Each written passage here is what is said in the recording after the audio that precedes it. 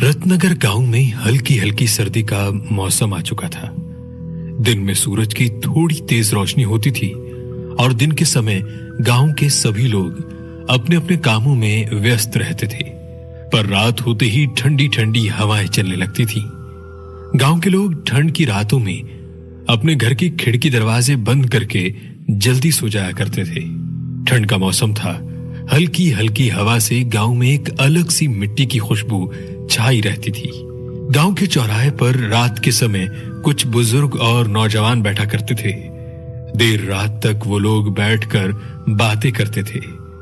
पर कुछ महीनों से गांव में कुछ अजीब हो रहा था। गांव के छोटे बच्चों और औरतों की अचानक मौत हो रही थी और ये सिलसिला रुकने का नाम ही नहीं ले रहा था। आज भी गांव के चौराहे पर लोग इसी बारे में बातें कर रहे थे। ना जाने हमारे गांव में ये सब क्या हो रहा है। हमारा गांव कितना खुशहाल और हंसता बसता गांव माना जाता था, पर अब देखो एक के बाद एक मौत हुए जा रही है। ना जाने हमारे गांव को किसकी नजर लग गई है। अब होने को कौन टाल सकता है। आज नहीं तो कल हम सभी को मरना है। पर मेरी समझ में ये नहीं आ रहा कि आखिर बच्चों और औरतों की मौत ही क्यों हो रही है। कहीं हमारे गांव पे किसी बुरी चीज का साया तो नहीं आ गया। वैसे भी अब तो सर्दियां आ गई हैं और सर्दियों की रातों में बुरी चीजें भी गांव में आ जाती हैं। मुझे लगता है हमारे गांव में किसी बुरी चीज का साया आ गया है। तो अब क्या हमारे गांव में आए दिन बुरी खबरें सुनने को मिलेंगी? हमारे गांव में कभी कोई अच्छी खबर सुनने को मिली है जो अब उम्मीद लगाकर बैठे हो? हमारा गांव कोई खास गांव नहीं है जो यहाँ अच्छी खबर सुनने को मिलेगी। अब तो हमारे और भी बुरे दिन आने वाले हैं। पर आप लोगों ने एक बात नोट की है, हमारे गांव में अब तक जितनी भी मौतें हुई हैं वो उसी हवेली के पास जाने वालों की हुई हैं जो इस गांव में भूतिया हवेली के नाम से जानी जाती है। मनोहर चाचा, आपको तो उस हवेली के बारे में कुछ पता होगा। आखिर ऐसा भी क्या राज है उस हवेली का? बेटा, वो हवेली बहुत पुरानी है और मैंने अपनी पूरी जिंदगी में उस हवेली के बारे में सिर्फ यही बात सुनी है कि वो एक लालची जमींदार की हवेली थी। पर जब वो जमींदार मरा तब से वो हवेली भूतिया हवेली के नाम से जानी जाती है। पर अब जो हमारे गांव में हो रहा है वो आज से पहले कभी नहीं हुआ। चौराहे पर खड़े नौजवान मनोहर चाचा की बातें बड़े ध्यान से सुन रहे थे।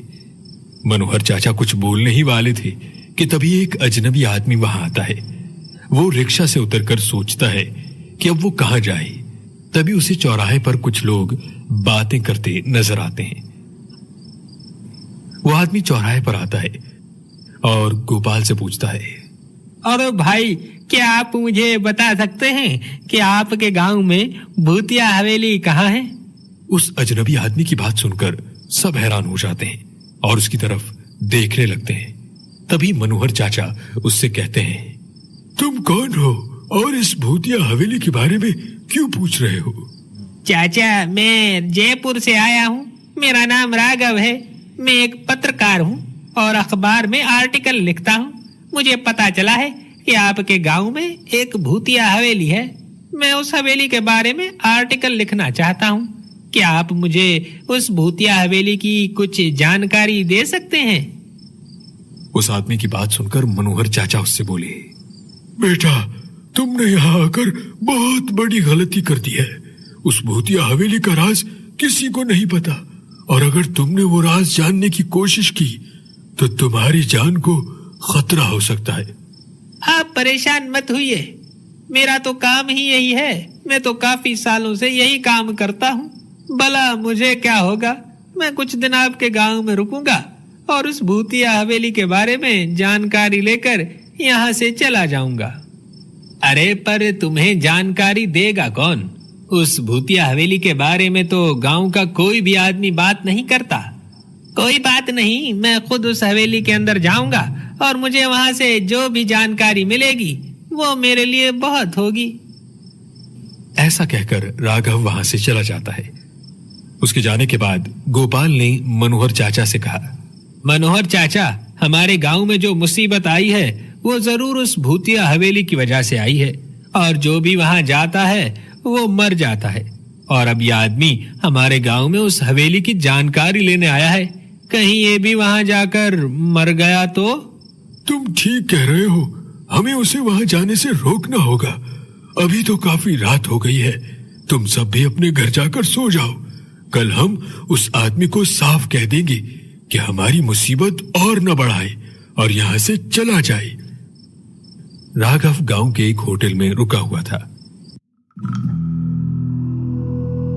अगली सुबह मनोहर चाचा और गोपाल राघव के पास जाते हैं और उससे कहते हैं, देखो राघव, तुम्हें उस हवेली में जाने की कोई जरूरत नहीं है।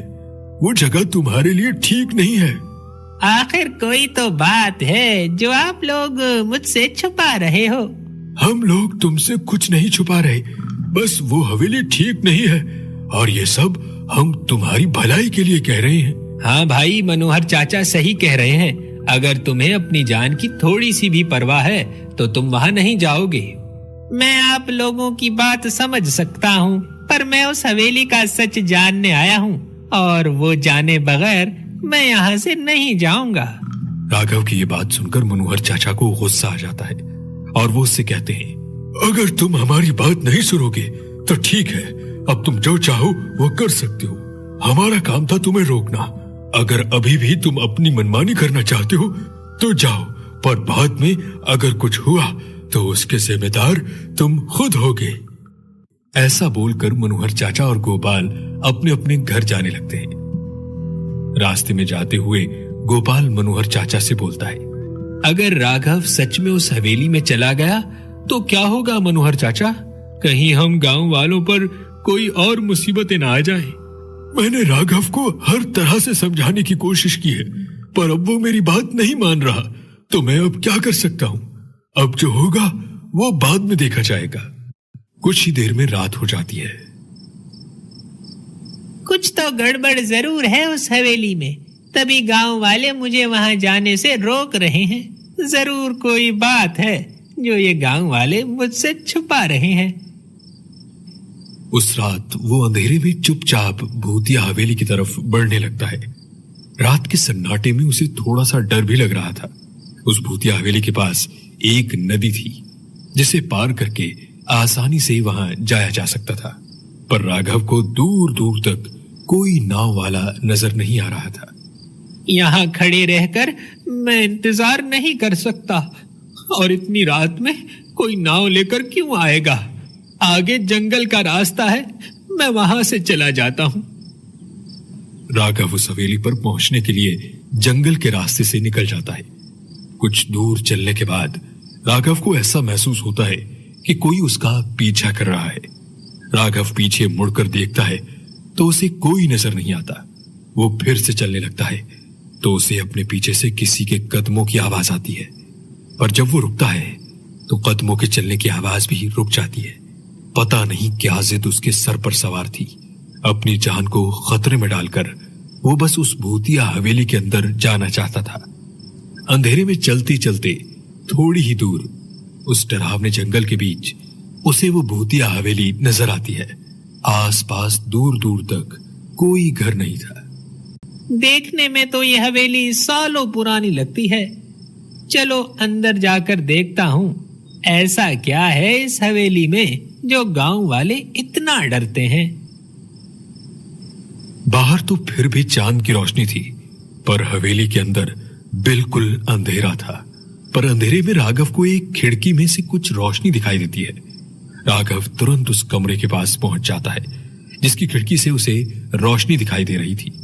कमरे के अंदर जाकर राघव ने देखा कि एक खौफनाक शक्ल का आदमी वहां कुर्सी पर बैठा हुआ है।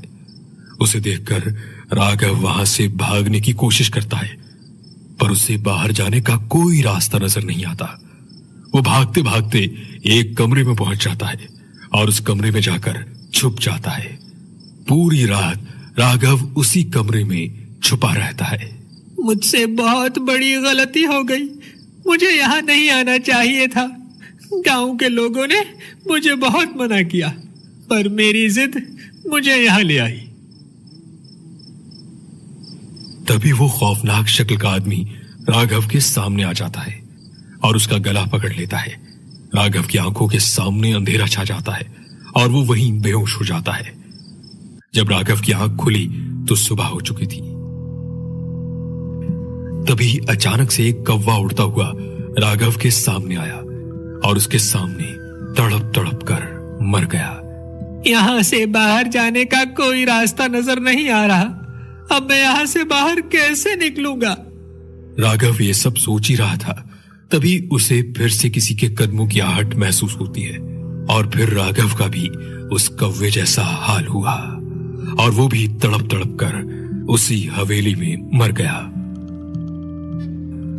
अगले दिन गांव के कुछ लोगों ने मनोहर चाचा को बताया कि राघव को रात में हवेली में जाते देखा था और उसके बाद से उसका कुछ भी पता नहीं है।